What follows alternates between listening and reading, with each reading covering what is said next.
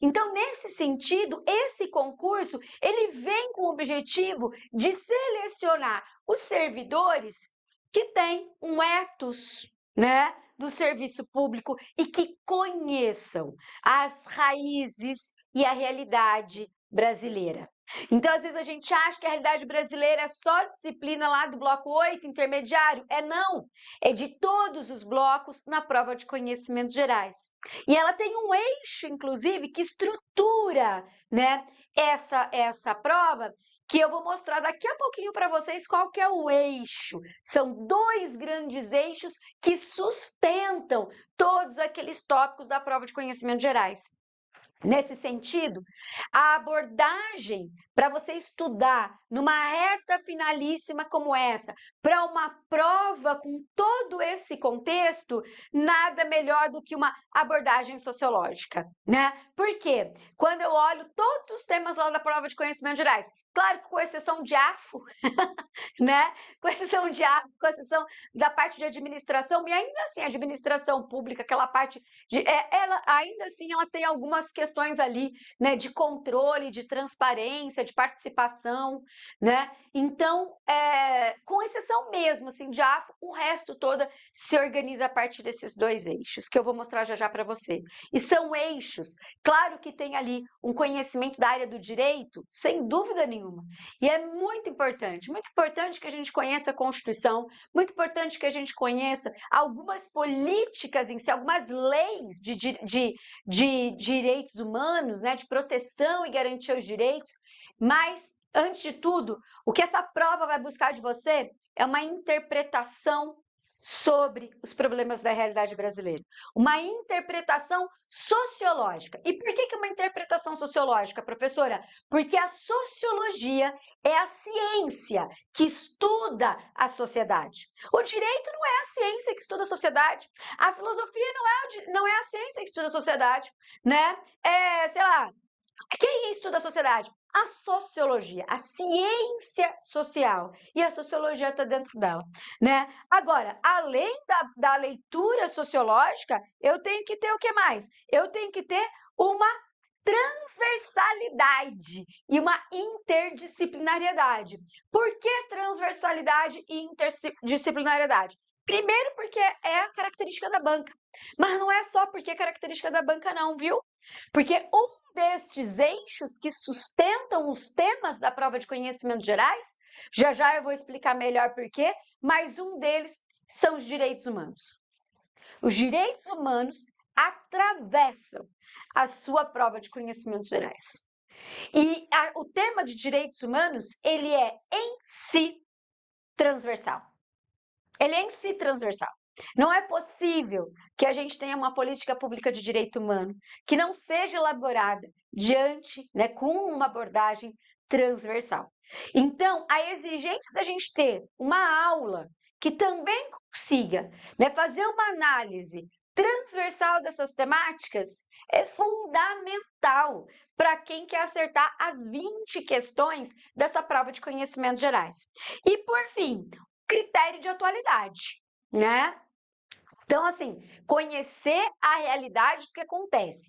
Aí, em vários momentos ao longo da preparação dessa prova do CNU, desde que saiu o edital, né, debruçadíssima sobre esse edital, sobre os cursos, já fiz outros cursos também além desse, para o CNU, a gente tem o curso de Sociologia do Trabalho, inclusive, Desafios do Estado Democrático de Direito.